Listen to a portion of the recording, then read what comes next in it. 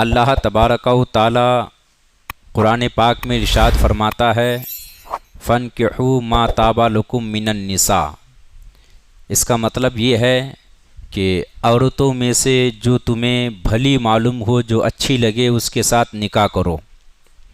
अल्लाह के नबी मोहम्मद अरबी सल्लल्लाहु ताला अलैहि वसल्लम इरशाद फरमाते हैं मुख्तलिफ़ मकामात पे, अन निकाहु मिन सुन्नती फ़मन रग़िबा अन सुन्नती फ़लैसा मिन्नी।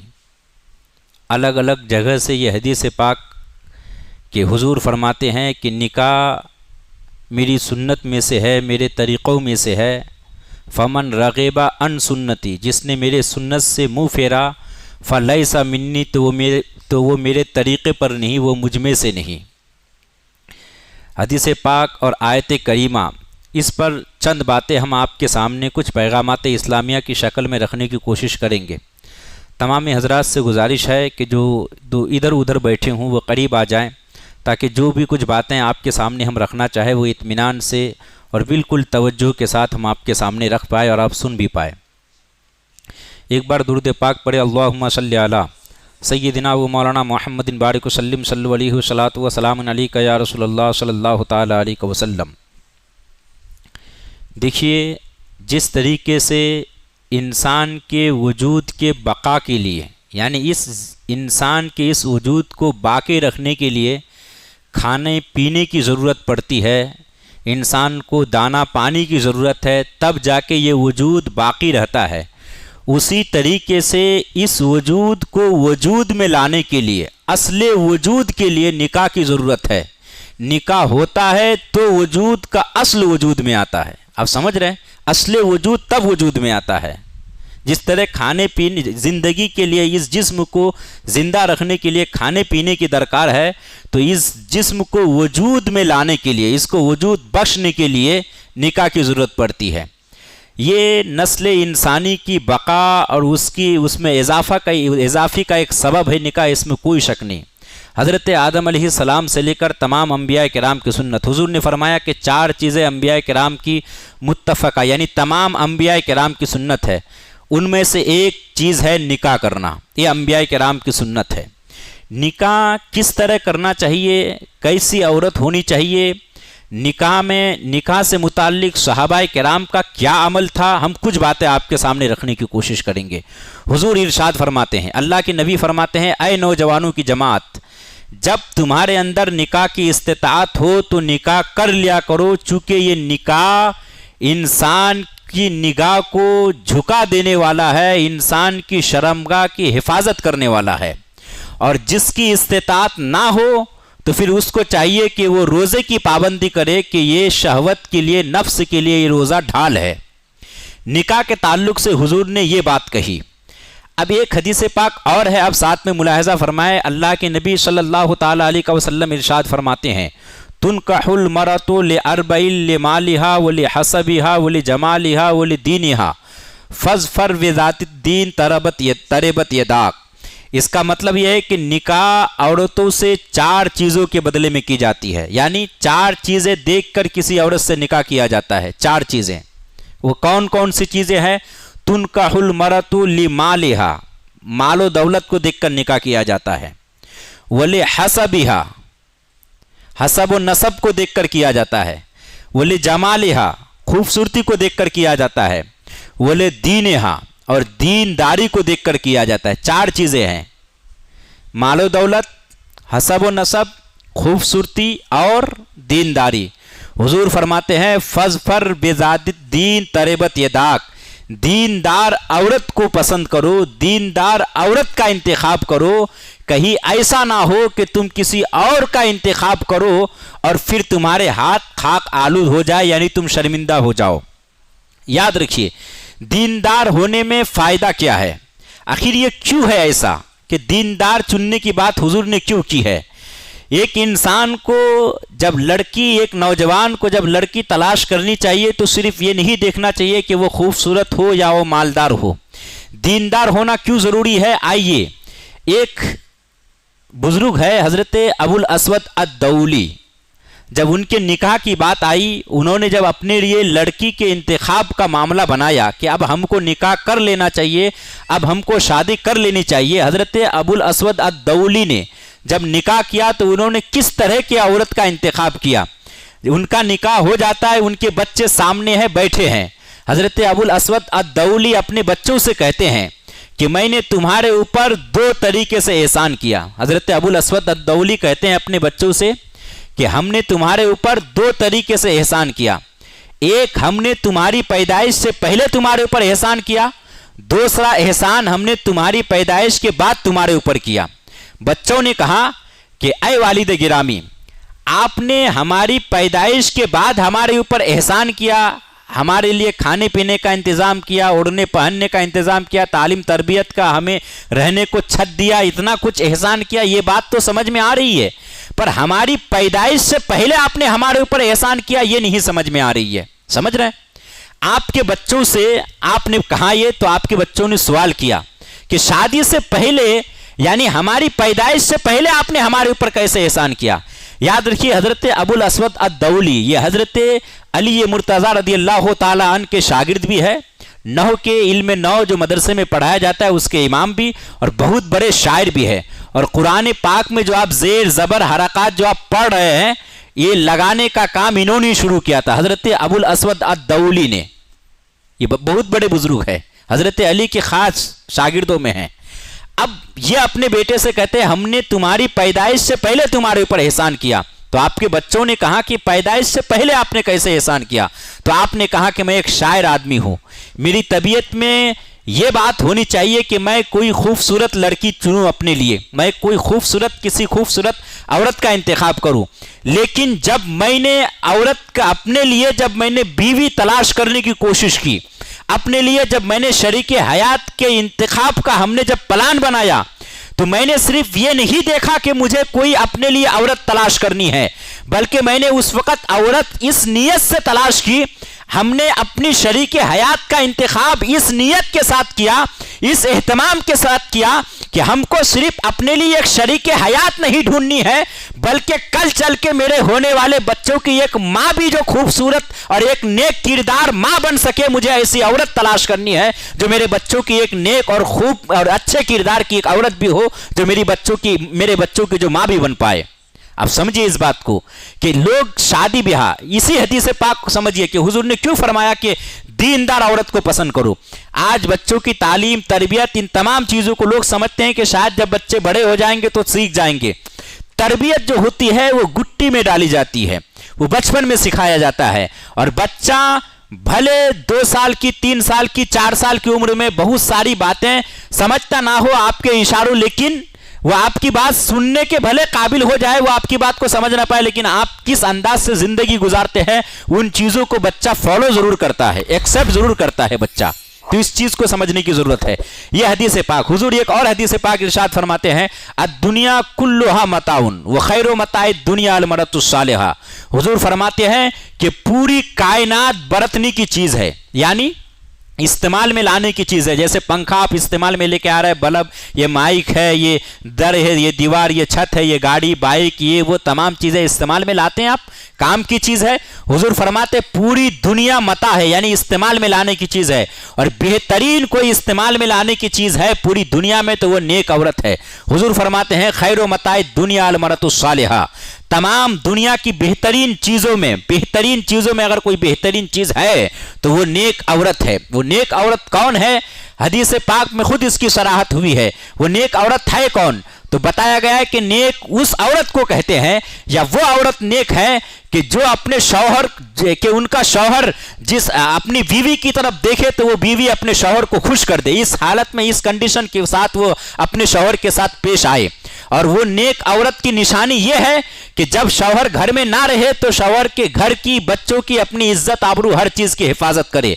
ऐसी औरत को हुजूर ने नेक कहा। और हुजूर ने फरमाया कि तमाम कायनात ये बरतने की चीज है, और बेहतरीन बरतने की अगर कोई चीज है तो वो नेक औरत है। ये समझने की जरूरत है। लोग सबसे ज्यादा शादी ब्याह के लिए जब किसी औरत का इंतखाब करता है तो आदमी भूल जाता है कि हमको किस तरह की लड़की का इंतखाब करना चाहिए। लोग सिर्फ ज्यादा से ज्यादा ये सोचता है कि दिखने में भली मालूम हो ये। हम ये कहीं से कहीं तक ये आपसे मुतालबा नहीं करते हैं कि आप खूबसूरत लड़की से या अच्छे हुस्न जमाल वाली लड़की से आप जो है शादी ना करें। बेशक आप बेहतरीन हुस्न जमाल वाली लड़की से आप शादी करें, लेकिन कोशिश ये करें कि सबसे पहले आप दीन को तरजीह दें। दीनदार होना लड़की का ये बहुत जरूरी है। इसकी वजह से मुकम्मल घर में एक सुकून रहता है। और शादी ब्याह में बहुत सारी खराबियां समाज में एक पाई जाती है। मैं कुछ बातें आपके सामने रखने की कोशिश करूंगा। एक सामाजिक तौर पर जो खराबियां पाई जाती है, शादी ब्याह में इंसान क्या करता है कि जब शादी करने का मामला होता है तो इंसान शादी ब्याह में इतने फजूल अखराजात करते हैं, इतने ज्यादा बेतहाशा एकदम इतने खर्च करते हैं कि वो जो इंसान जिंदगी भर 10-12 साल की उम्र से, जो 15 साल की उम्र से कमाना शुरू किया था, आज 22-25 साल की उम्र में शादी कर रहा है। 5-7-8-10 साल की जिंदगी का मुकम्मल जो एक बैंक बैलेंस होता है, जो पूरी कमाई होती है, न सिर्फ वो खर्च करता है बल्कि वो लोन भी लेता है, दोस्त अहबाब से कर्ज वगैरह ये तमाम चीजें लेके शादी करता है। और फिर शादी करने के बाद हालात ये बन जाते हैं कि शादी के फौरन बाद इंसान को जरूरत पड़ जाती है एक अच्छे खासे खर्च की। बीवी कहने भर को इंसान ये सोच के शादी के रोज खर्च कर देता है कि कहां रोजाना खर्च, शादी होनी है, एक ही दिन तो शादी होनी है, इसमें ज्यादा खर्च हो जाएगा तो थोड़ा क्या है। शादी एक दिन होनी है पर निभाना जिंदगी भर पड़ता है। आप समझ रहे इस बात को? तमाम शादीशुदा हजरात जानते हैं, बल्कि दूसरे भी जानते हैं, एहसास भले ना करे। शादी एक दिन होती है पर निभाना पूरी जिंदगी पड़ता है। शादी होने के बाद 2-4 दिन के बाद जब वो डिलीवरी पेशेंट हो जाती है तो उसके बाद फौरन उसको लेकर सोनोग्राफी कराओ, अल्ट्रासाउंड कराओ, मार्केट जाओ, बाजार जाओ, डॉक्टर को दिखाओ, ऐसा करो वैसा करो, दुनिया जहान के अखराजात बढ़ जाते हैं। मगर करे क्या?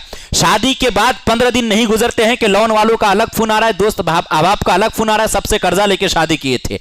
कहीं से कहीं तक इस्लाम ने इसकी इजाजत नहीं दी। आप समझिए, अगर यह बात समझ में आई मैं इसकी तरफ आऊंगा, लेकिन उससे पहले आप एक हदीस पाक को समझिए। सहाबाए किराम में सबसे बड़े दौलतमंद आप किसको जानते हैं? अगर आप नहीं जानते हैं तो जानिए, नाम है हजरत अब्दुर्रहमान बिन औफ, साहबी रसूल है। सबसे ज्यादा मालदार हजरत अब्दुर्रहमान बिन औफ, इनसे ज्यादा मालदार सहाबाए किराम में कोई भी नहीं। हजरत उस्मान गनी के बारे में सुने होंगे, वो सखी बहुत थे। हमारे कहने का ये मतलब नहीं कि हजरत अब्दुर्रहमान बिन औफ सखी नहीं थे, सखी ये भी थे, लेकिन सखावत के मामले में हजरत उस्मान गनी सबसे आगे थे। लेकिन मालदार सबसे ज्यादा हजरत अब्दुर्रहमान बिन औफ थे। अब बताइए, हुजूर की जिंदगी में, हुजूर के सामने हजरत अब्दुर्रहमान बिन औफ सहाबाए किराम में सबसे मालदार आदमी है, वो अपनी शादी में कितना खर्च किए होंगे आप अंदाजा लगाइए। आप अपने एतबार से समझिए वो कितना खर्च किए होंगे, और उन्होंने हुजूर को दावत दी होगी या नहीं, आप अंदाजा लगाइए। आप सोचिए, आपके एक पीरो मुर्शिद होते हैं, अपने गांव के, समाज के, सोसाइटी के, मोहल्ले, कस्बा, शहर के बड़े आलिम दीन होते हैं। आप अपने शादी के मौके पे सोचते हैं उनसे तकरीर करवाए, उनको आप निकाह में बुलवाएं, आप उनसे तकरीर करवाए, उनसे निकाह पढ़वाए। कुछ ना हो तो आप पीर साहब को बुलाते हैं, किसी मुफ्ती साहब को पकड़ते हैं। भले एक पीर साहब को बुलाने में 2000 किलोमीटर दूर से आपके लाखों रुपए खर्च हो जाए, लेकिन आप बुलाते हैं। करते कि नहीं हम ये एहतमाम? बिल्कुल करते हैं। हम अपने पीर से निकाह पढ़वाते हैं, कितने खर्च कर डालते हैं हम। लेकिन हजरत अब्दुर्रहमान बिन औफ है, उनकी शादी हो रही है, हुजूर बाहयात है। हुजूर से बढ़कर इस कायनात में कोई बड़ा पीर आया है? हुजूर से बढ़कर बताइए। हुजूर बाहयात है। फजर की नमाज हजरत अब्दुर्रहमान बिन औफ हुजूर के पीछे पढ़ते हैं, और हुजूर देखते हैं कि हजरत अब्दुर्रहमान बिन औफ जो लिबास पहने हुए हैं वो सफेद है, और उस पर जर्दी का, पीलापन का निशान है, यानी हल्दी का निशान है। हजरत हुजूर अलैहिस्सलाम ने हजरत अब्दुर्रहमान बिन औफ से पूछा, अब्दुर्रहमान ये तुम्हारे कपड़े में ये पीला निशान कैसा, ये दाग कैसा? हजरत अब्दुर्रहमान बिन औफ कहते हैं, सरकार मैंने रात शादी कर ली है, रात में मेरा निकाह हुआ है।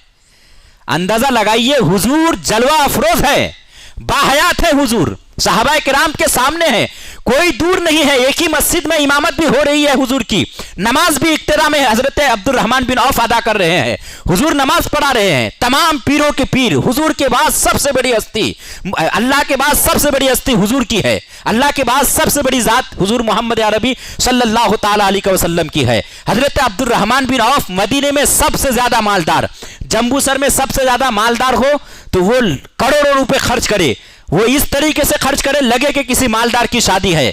समझ रहे हैं? लेकिन हजरत अब्दुर्रहमान बिन औफ शादी किस तरीके से किए? हुजूर बाहयात है, हुजूर को खबर ही नहीं कि शादी हुई है।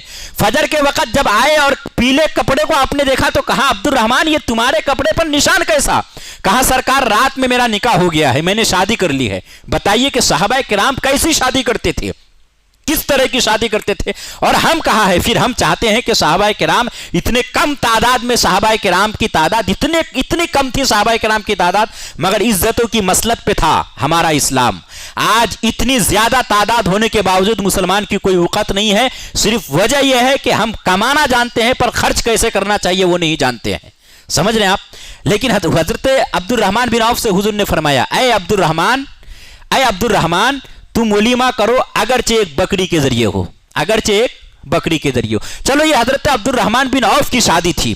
हम सबों के आका, हम सबों के मौला, ताजदार कायनात मोहम्मद अरबी सल्लल्लाहु ताला अलैहि वसल्लम, उनकी शादी कैसी हुई? एक आपकी जौजा है हजरत ज़ैनब रदी अल्लाह ताला, उम्मुल मोमिनीन हजरत ज़ैनब रदी अल्लाह ताला अन्हा, आपकी शादी हुई।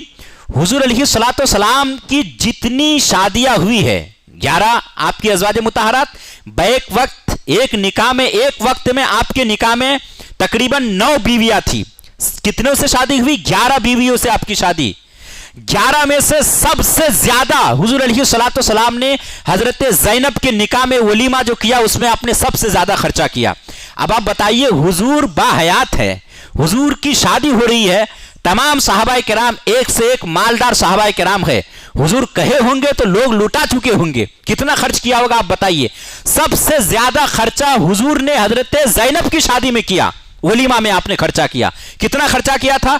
हदीस पाक में आता है हुजूर ने मुकम्मल एक बकरी काटा था, एक बकरी से हुजूर ने वलीमा कराया था। बताइए, यह सबसे महंगी शादी है कि एक बकरी उसमें काटी गई थी, एक बकरी ज़बह की गई थी, एक बकरी ज़बह करके हुजूर का वलीमा हुआ था।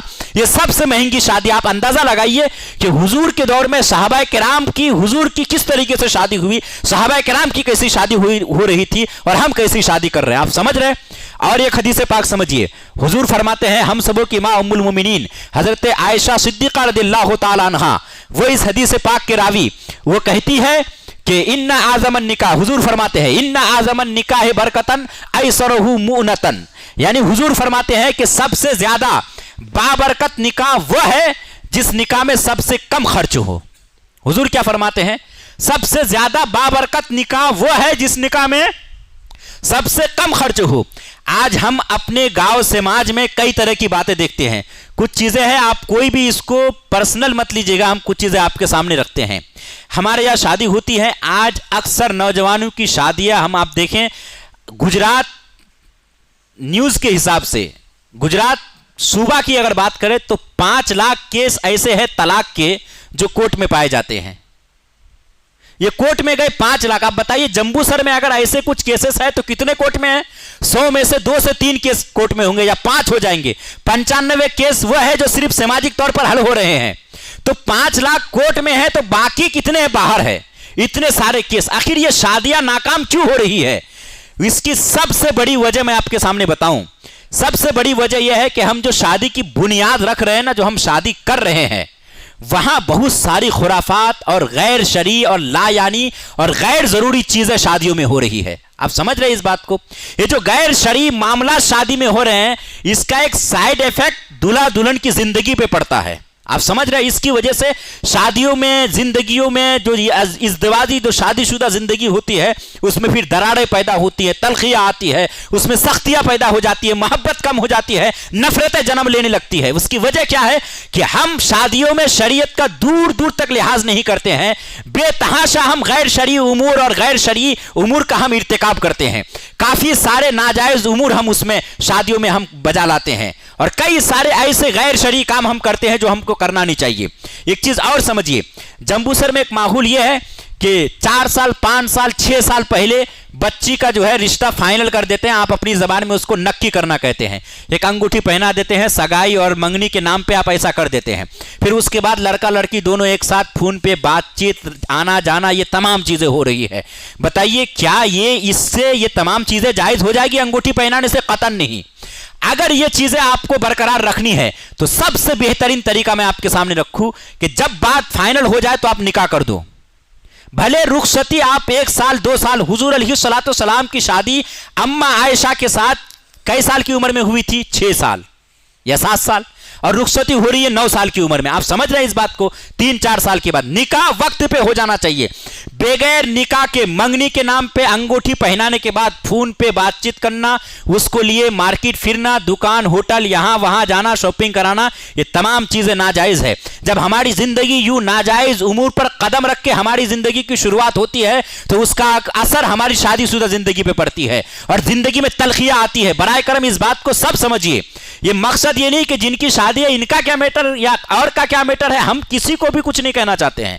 हम एक आपके सामने शरीय सिस्टम हम बताना चाहते हैं कि शरीयत क्या चाहती है आपसे, कौन सी बात का शरीयत मुतालबा करती है। शादी से पहले एक बहुत बड़ा जबरदस्त खतरनाक बीमारी क्या है कि हम रिश्ता फाइनल होता है, लड़के के पास मोबाइल पहले से होता है, लड़की को पकड़ा देते हैं। अब इस मोबाइल के अंदर इतने सारे वादे होते हैं। अब मोबाइल है, एक तरफ लड़का एक तरफ लड़की, बीच में कोई सास नहीं, कोई माँ नहीं, कोई साली नहीं, कोई ननंद नहीं, कोई भतीजी, कोई माँ बाप, कोई भी नहीं है।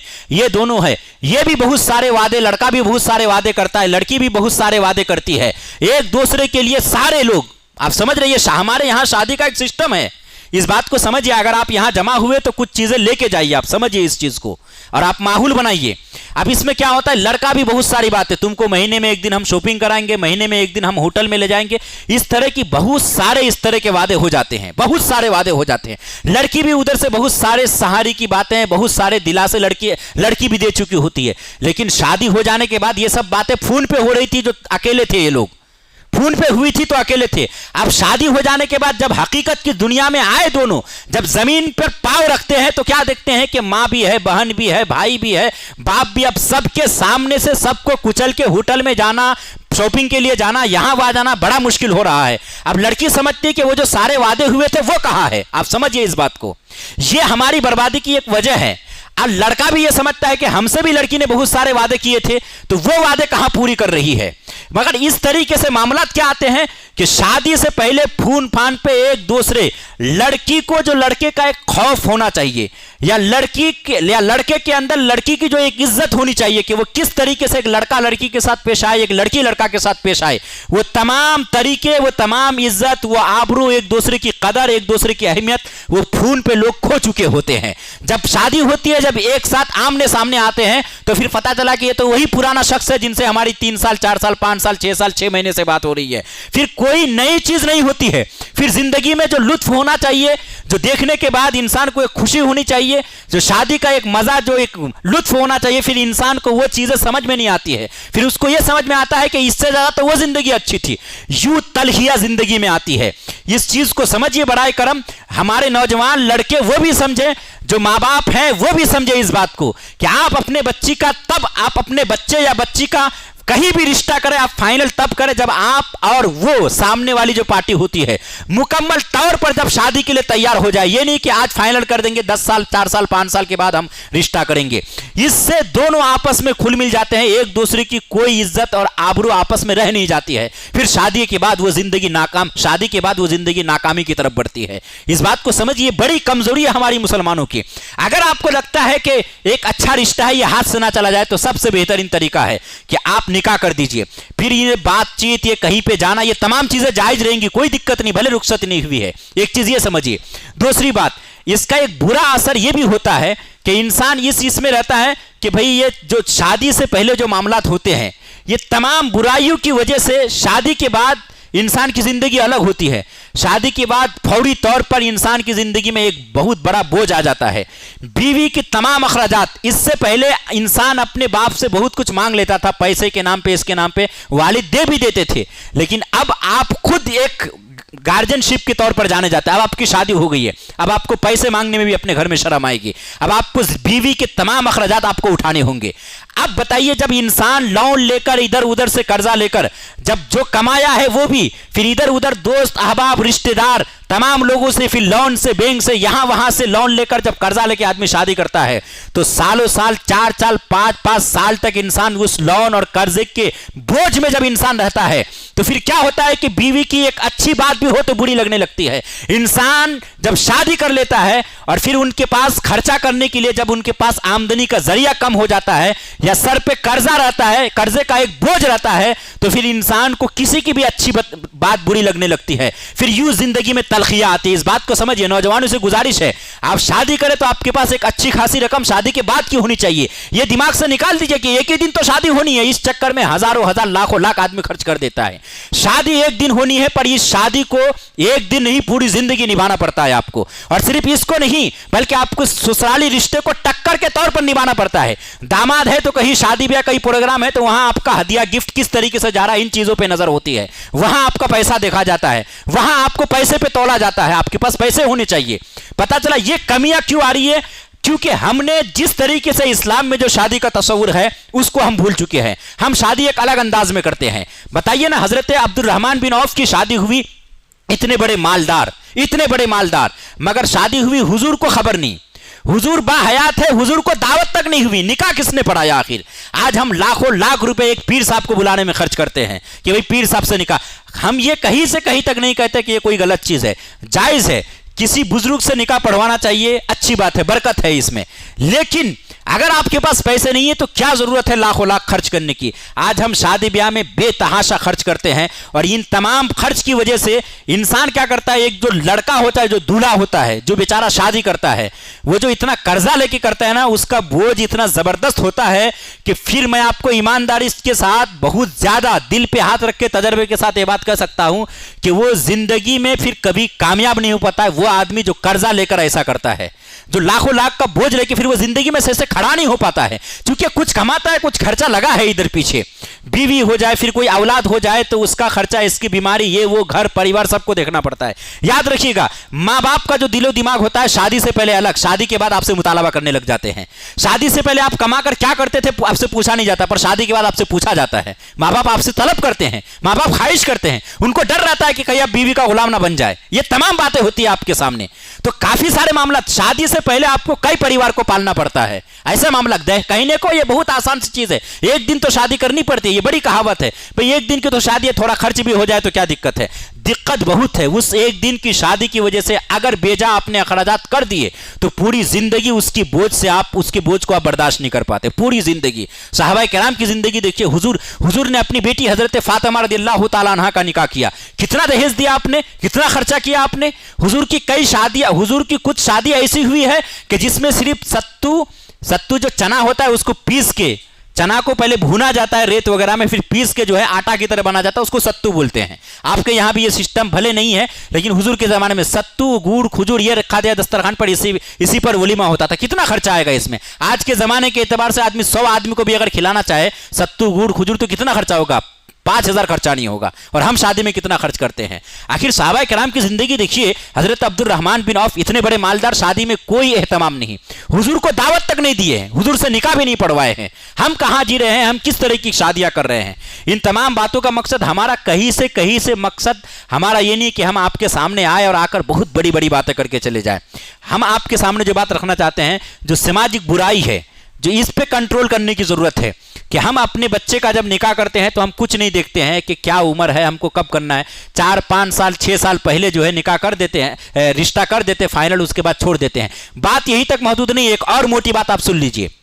ये जो खून का मामला है, ये इतनी बुरी चीज है कि इसकी वजह से हम जानते हैं, जंबूसर में हम 5-6 केस ऐसे जानते हैं कि दोनों परिवार के लोगों ने नहीं, बल्कि पूरी सोसाइटी, पूरे समाज के लोगों ने जान लिया था कि ये लड़का है, ये लड़की है, इन लोगों की साल 6 महीने में शादी होने वाली है। मगर हुआ क्या? फोन पे बातचीत हो रही थी, कोई बात बिगड़ी, पता चला लड़की ने मना कर दिया, लड़के ने मना कर दिया। ऐसे मैं नाम तो नहीं बता सकता, गीबत हो जाएगी। मैं 4-5 केस ऐसे जानता हूं आपके जंबूसर में, मैं जिस तरफ रहता हूं उधर का केस, मैं 4-5 ऐसे केस मैं जानता हूं। अब पूरे जंबूसर में क्या है, हमारा काम फिरना तो है नहीं कि हम बताएंगे आपको, पता नहीं कितने ऐसे। वो जो बुजुर्गा ने, हमारे जो बड़े लोगों ने, अकाबिर ने, हमारे बूढ़े लोगों ने, बड़े लोगों ने जो सिस्टम बनाया था कि ये कोई आसान चीज नहीं है कि कोई लड़का लड़की फोन में रिश्ता कर ले, फोन में रिश्ता तोड़ दे। 10-20 जने गांव समाज के मेंबर, मुखिया, सरपंच, बड़े लोग होते थे, वो जाके रिश्ता तय करते थे। फिर किसी की हिम्मत नहीं होती थी कि फोन करके कहे कि आज से रिश्ता खत्म। आप समझ रहे इस बात को? ये बहुत बड़ी चीज थी, मगर लोगों ने इसको एक आसान खेल समझ लिया। शादी को एक लड्डू और कहीं गुड्डा गुड्डी का खेल समझ लिया लड़कों ने। आज शादी किया, कल रिश्ता नहीं चल रहा है, वो बात नहीं बन रही है, मिजाज नहीं, तबीयत नहीं बन रही है, वो तो तलाक की नौबत आ गई। क्यों आ जाती है ये नौबत? बात यह है कि हम अपने बच्चे बच्चियों की तरबियत हम उस एतबार से नहीं करते हैं। अक्सर जिनके यहाँ बहन या बेटी हम उनसे एक बहुत मुअद्दबाना गुजारिश करेंगे आपसे कि आप अपनी बेटी या बहन की तरबियत इस तरीके से ना करें कि आपके घर में क्या चल रहा है। आप अपनी बेटी या बहन की तरबियत अपने घर के हिसाब से करिए ही मत। आप अपनी बहन या बेटी की तरबियत अगर करना चाहते हैं, उनकी परवरिश करना चाहते हैं, तो आप दूसरे घर के एतबार से करिए। इनको जाना कहीं और है। आपके घर में तो वो कैसी भी जिंदगी गुजार लेगी, उनको 17, 18, 20, 25 साल रहना है, बाकी पूरी जिंदगी इनको कहीं और जाना है। दूसरे के यहाँ किन परेशानियों का सामना कैसे करना है, ये तमाम बातें उनको सिखानी चाहिए। खाने पकाने के मामला से लेकर हर एक चीज से, मेहमान नवाजी, एक दूसरे को बर्दाश्त करना, एक दूसरे की बात को नजरअंदाज करना, ये तमाम चीजें बेटी बहनों को ये सिखाना चाहिए। सबसे ज्यादा मामला जो खराब होते हैं वो क्या है कि जो बाप ये जो भाई होते हैं, बस बेटी या बहन जब भी जो भी मांगे वो दिला देते हैं, लेकिन जब शौहर के पास ये जो लड़का होता है जो शादी से पहले जो कह चुका होता है कि आपको तो सिर्फ बोलना पड़ेगा, वो तो हजारों का सामान होगा तो लाके हाजिर कर देंगे। ये निकाह से पहले वादे हो जाते हैं, लेकिन निकाह के बाद तो पैसे नहीं बेचारे के पास, उसने तो शादी किया है लोन लेके। अब ये हजारों की मांग, ये कैसे डिमांड ये पूरी करे?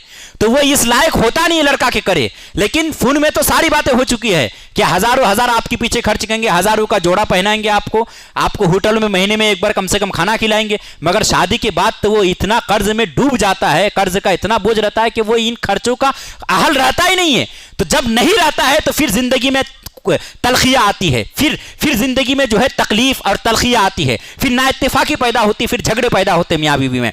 धीरे धीरे पता नहीं चलता है, इंसान समझता है कि शायद बस ऐसी ही बातें हैं।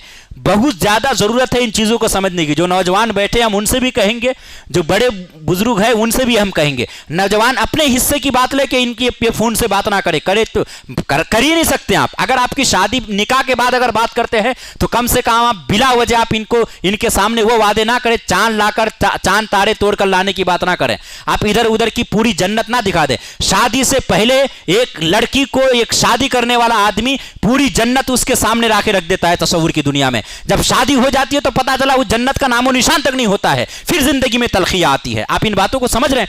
तो शादी से पहले बहुत ज्यादा जहां तक जरूरत है लड़कों को समझने की, तो उन्हें भी समझना है और घर वालों को भी समझने की जरूरत है। शादी एक ऐसी जिंदगी है, हुजूर ने फरमा दिया इन्ना आजमन निकाह बरकतन ऐसरहु मऊनतन, कि सबसे ज्यादा बाबरकत निकाह वह है जिस निकाह में सबसे कम खर्च हो, वो सबसे ज्यादा बाबरकत निकाह है। इस हदीस पाक की रोशनी में समझिए कि क्या हुजूर ने जो ये फरमाया है, अगर इसकी करोड़ों रुपए अगर कीमत लगाई जाए एक जुमले की तो कम है। हुजूर ने फरमाया सबसे ज्यादा बाबरकत निकाह वह है जिसमें सबसे कम खर्च हो। कितनी बड़ी बात है इंसान अगर सोचे। अब अगर इंसान कम खर्च करे, तो फायदा क्या होगा कि शादी के बाद फौरन जो अखराजात जो खर्च होते हैं, जो इसकी जरूरत पड़ती है, अगर इंसान शादी में कम खर्च करे तो शादी के बाद परेशानी नहीं होती है। शादी में बेतहाशा इंसान अपनी हैसियत औकात से ज्यादा इंसान खर्च कर देता है और फिर शादी के बाद नफ्सी के आलम में रहता है। फिर इंसान की नौकरी भी रहे, शादी के बाद वैसे भी आदमी महीना 2 महीना 4-6 महीना अपनी नौकरी से दस्तबरदार हो जाता है, कर्जा लेके शादी करता है। इतना बड़ा बोझ, इतना जबरदस्त मामला। तो नौजवानों को समझने की जरूरत है। शादी ये बेशक हुजूर की सुन्नत है, इसमें कोई शक नहीं है। हुजूर ने फरमाया कि हदीस पाक का एक मफहूम यह है कि इंसान जब शादी करता है तो इस शादी से इंसान का आधा दिन महफूज हो जाता है। जो आधा दिन बचा है, हुजूर फरमाते हैं कि वो अल्लाह से जो है दीन की हिफाजत की दुआ मांगे कि वो अल्लाह जो है उनको दीन पर कायम रखे, साबित कदम रखे। तो जरूरत है शादी के मामलात पे बहुत ज्यादा, कहीं भी शादी हो, किसी की भी शादी हो, इस्लामी नुक्ते नज़र से उसको समझने की ज़रूरत है। आपको ज़रूरत है समझने की कि शादी जो हम करते हैं, सहाबाए किराम का क्या तर्ज अमल रहा, सहाबाए किराम ने किस तरीके से शादी की, हुजूर ने किस तरीके से शादी की, इस्लाम हमको किन चीज़ों की इजाज़त देता है, किन चीज़ों की नहीं। हम देखते हैं कि एक शादी ब्याह में इंसान लाखों लाख हज़ारों हज़ार रुपये, आप आजकल लोग मीडिया और वीडियो ये सब बनाने के चक्कर में, वो कैसेट वगैरह बनाने के चक्कर में उसमें लाखों लाख रुपए खर्च कर डालते हैं। और जहां बारी आ जाएगी इमाम साहब को निकाहाना पैसे देने की या मस्जिद में कुछ देने की, तो वहां बारी आ जाएगी तो इंसान कहेगा कि भाई वो तो गरीब आदमी है, बेचारा है, तो कैसे कैसे शादी कर रहा है। लेकिन वो गरीब आदमी वो कैमरा कर रहा है, उसमें 20-25 हज़ार का आदमी मंगाया है, 80 हज़ार तक खर्चा आएगा मुकम्मल कैसेट बनाने में। यह हमारी कौम का हाल है। मुसलमानों में सबसे ज्यादा बुराई यह है कि एक कमाने का तो जैसा भी मामला हो, पर खर्च कहां कैसे करना चाहिए ये बड़ा मुश्किल है समझा पाना। तो इस चीज़ की ज़रूरत है। मुसलमानों को चाहिए कि आप शादी करें तो आपकी जो शादी हो, आपके यहाँ जो शादी का मामला हो, बहुत ज़्यादा सिंपल और एक साधारण शादी होनी चाहिए। जैसे हज़रत अब्दुर्रहमान बिन औफ वगैरह की शादी हुई, हुजूर बाहयात है, पता ही नहीं कि इनकी शादी हो गई। तो ऐसी सादी शादी होनी चाहिए। हुजूर ने फरमा दिया कि सबसे ज़्यादा बाबरकत निकाह वह है जिसमें सबसे कम खर्च हो। इस चीज़ को इंसान अगर हुजूर की इस हदीस पर अगर अमल कर ले और दिलो जान से समझ ले, सिर्फ हुजूर की इश्क, हुजूर की मोहब्बत का नारा लगाने का नाम कि हम हुजूर के आशिक है, सिर्फ इसका नाम नहीं है मोहब्बत। मोहब्बत का मतलब यह है हुजूर से कि आप हुजूर से मोहब्बत करते हैं तो आप हुजूर की इस हदीस पे अमल करके दिखाएं। आप शादी करते हैं तो कितना खर्च करते हैं, आप किस तरीके से बेजा खर्च करते हैं। बहरहाल ज़्यादा मामला, चूंकि रात काफ़ी हो गई है, प्रोग्राम आप लोगों ने काफ़ी ज़्यादा ताखिर कर दी, ख़त्म कर दिया जाए ना, ठीक है। फिर इंशाल्लाह कभी अगर मौका मिले, बस इन चीज़ों को आप लोग याद रखिएगा। समाज में आज बहुत ज़्यादा इस पे बहुत ज़्यादा अफसोस हो रहा है कि अभी जो लड़के शादी करते हैं ये शादी को बिल्कुल खेल समझते हैं। इनको समझ में आया तो ठीक, नहीं समझ में आया तो भाई बात नहीं बन रही, अब क्या करना है, नहीं अब तो हमको छुट्टी कर देना है। ये क्या बात हो गई। अभी इस तरह के बहुत ज़्यादा केसेस आ रहे हैं और सिर्फ यही नहीं, पूरी दुनिया का एक माहौल बना जा रहा है। खास करके मुसलमानों में ये बात बहुत तेजी के साथ पाई जा रही है। मैंने बताया ना आपको, सिर्फ सूबे गुजरात स्टेट में, गुजरात सूबा में 5 लाख केस ऐसे कोर्ट में पेंडिंग है। 5 लाख केस। बाहर कितने हैं? जम्बूसर में कितने सारे केस है। अभी मेरे यहाँ पे मेरा दूसरा साल चल रहा है जम्बूसर में, कितने केस मेरे पास आ गए इस तरीके से। कई केस हमने हल किए हैं इस तरीके से कि यहाँ आया है कि लड़कों का छुट्टी करना पड़ा, कोई चारा ही नहीं है। किसी सूरत लड़का लड़की एक साथ जिंदगी गुजारने को तैयार नहीं, वो उन लड़कों की छुट्टी हुई है। ऐसा रिश्ता तोड़ा गया है, ऐसे रिश्ते को खत्म करना पड़ा है। 8-8, 9-9 साल तक रिश्ता फाइनल रहा है। 8 साल बातचीत सब कुछ, एक दूसरे से दिल, एक परिवार का दूसरे परिवार के साथ दिल मिल जाने के बाद भी उस रिश्ता को खत्म करना पड़ रहा है। इसकी वजह क्या है कि जो शरीयत ने निकाह का एक तरीका बताया हम उससे हट गए हैं। जाहिर सी बात है, जो हम बच्ची का जब रिश्ता करते हैं हम वही से बुराई को जोड़ देते हैं। खून के नाम पर बेगर निकाह किए हम मंगनी, और इसके नाम पर हम बुराई से रिश्ते को जोड़ देते हैं। जब रिश्ते की बुनियाद ही बुराई पर हो तो फिर उस रिश्ते में खैर कहीं से कहीं तक नहीं आ पाती है। बहुत जरूरत है समझने की। आप अपनी बच्ची का रिश्ता करें, पैगाम भेजें, आप बात फाइनल करें, शादी करें, तमाम चीजों में आप शरीयत को जरूर सामने रखें। शरीयत के हिसाब से आप पैगाम भेजें, शरीयत के हिसाब से आप रिश्ता फाइनल करें, शरीयत के हिसाब से आप निकाह करें। फिर इंशाअल्लाह वो निकाह कामयाब रहेगा, फिर वो इज़्दिवाजी जिंदगी कामयाब रहेगी। अल्लाह ताला की बारगाह में दुआ है कि जिन फरीकैन की प्रोग्राम में हम सभी हजरात महफिल में हम लोग शरीक आए हैं, अल्लाह इन लोगों की ज़िंदगी को शाद और आबाद रखे, कामयाब बनाए। अल्लाह मुबारक करे इनकी ज़िंदगी को और बेपनाह बरकतें अता फरमाए। इनकी पूरी ज़िंदगी में इनको कभी भी किसी नाइत्तेफाकी का सामना ना करना पड़े। इन लोगों की आपसी मोहब्बत ऐसी बनाए रखे जिस तरीके से जैसी मोहब्बत हुज़ूर अलैहिस्सलाम और हज़रत आयशा में थी, या ये कह सकते हैं जैसी मोहब्बत हुज़ूर अलैहिस्सलाम हज़रत खदीजा में थी। ऐसी कह सकते हैं जैसी मोहब्बत हज़रत यूसुफ अलैहिस्सलाम और हज़रत ज़ुलेखा में थी, जैसी मोहब्बत हज़रत इब्राहीम अलैहिस्सलाम हज़रत सारा में थी, जैसी मोहब्बत हज़रत सुलेमान अलैहिस्सलाम हज़रत बिल्किस में थी, जैसी मोहब्बत हज़रत मूसा अलैहिस्सलाम हज़रत सफूरा में थी, जैसी मोहब्बत हज़रत आदम अलैहिस्सलाम हज़रत हव्वा के दरमियान जैसी मोहब्बत थी, ऐसी मोहब्बत अल्लाह तबारक व तआला इन दोनों मियाँ बीवी के दरमियान भी अल्लाह हमेशा कायम दायम रखे। हर तरह के दुनियावी ज़िंदगी शर और फितनों से इन दोनों को महफूज मामून रखे। वमा अलैना इल्लल बलाग। अस्सलामु अलैकुम रहमतुल्लाहि तआला बरकातुहू। वमा अलैना इल्लल बलाग। अस्सलामु अलैकुम रहमतुल्लाहि तआला बरकातुहू।